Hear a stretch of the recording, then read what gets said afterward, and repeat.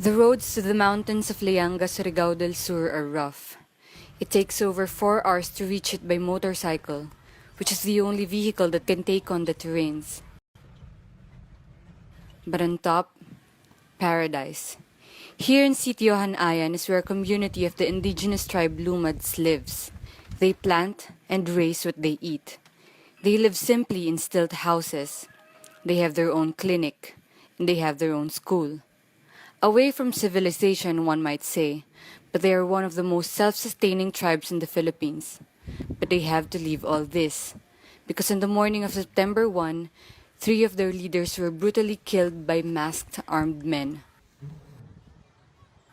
This is where they have been staying for over a month, at the sports complex in Tandag City, where they live in tents or in bleachers. 19-year-old Dalia Sinzo is a volunteer health worker. They work 24 hours a day and don't earn a single cent. Umaga, may mga pasyente, lagi na lang ng minuto, may pasyenteng darating. Saka, wala namang ibang magjujuti, kami naman. Saka, magjujuti ang mga taga-DOH, pero hindi naman sila 24 hours. Ginagawa ko ito para sa para sa mga tao, at saka para naman sa kalagayan ng mga tao. Saka, isa naman akong biktima ito.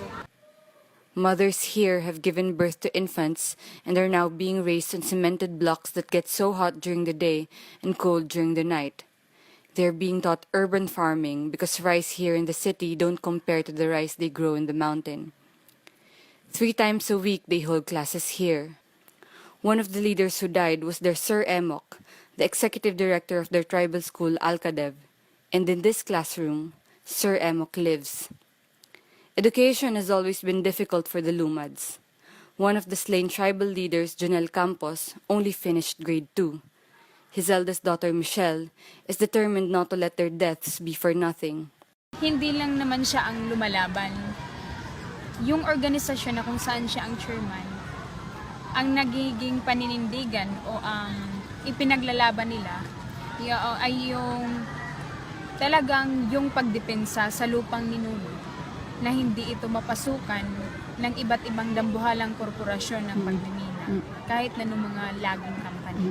Through tribal schools, Michelle and many other Lumad children are able to study, something that their parents never got to do. The schools are run by Lumads for the Lumads, but these schools are being targeted. According to data from the government, for every 4 communist rebels who returned to civilian life and switched allegiance to the government, 3 were Lumads. Statistics like this are used to support the assertion that in these tribal schools, Lumads are not being educated but trained to be rebels. Hindi na bago sa amin ang ganyang mga isyo. Kasi simulat sa pulpa lamang nung maitatag itong mga alternatibong paaralan na kung saan nagseserbisyo doon sa totoong pangangailangan ng mga Lumad. Dahil nga sa interes ng mga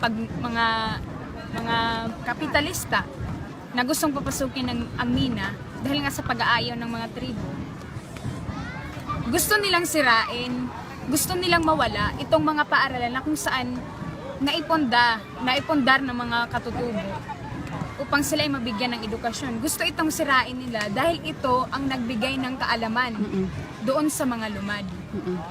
Nang sa gayon, pag nasira na nila ito, sa pag-aakalin nila, magiging mahina na at parang magiging patuloy na ang pagiging ignorante ng mga Lumad. Kaya gusto talaga nila itong mawala. As the sun started to set in Tandag City, the youth of the Lumad tribe gathered and reenacted the brutal murder of their leaders. They sang songs, and they say that it is to always remind them that the fight is far from over. For Michelle, it starts and it ends with educating her people.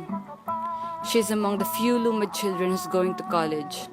She's taking up secondary education and wishes to teach in a tribal school that also taught her. But she's also doing this for another reason.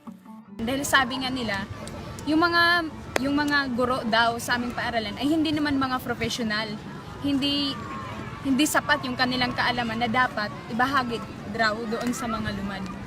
Kaya ayun, dahil sa diskriminasyong iyon, talagang nagsumikap ako na ang ganitong kurso dapat kong kunin para maipamukha sa ating gobyerno na kaming mga Lumad kaya naming ibigay yung sapat na edukasyon na mismo nanggaling sa amin mga lumad na When Dahlia finished high school, she set aside college to teach in one of the tribal schools.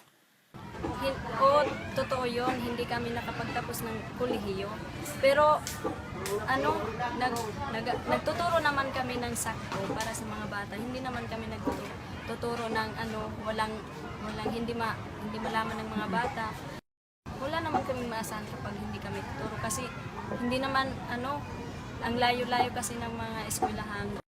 Theirs is a decades-long struggle, and as they fight, people continue to die. But Michelle, who's now leading the protests of her tribe, does not fear. hindi naman kami yung mga kriminal. Bakit naman kami matatakot?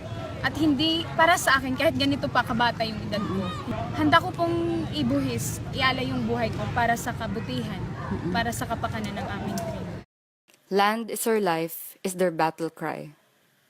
All they ask of their fellow Filipinos, please listen. This is the story in Surigao del Sur, Eastern Mindanao.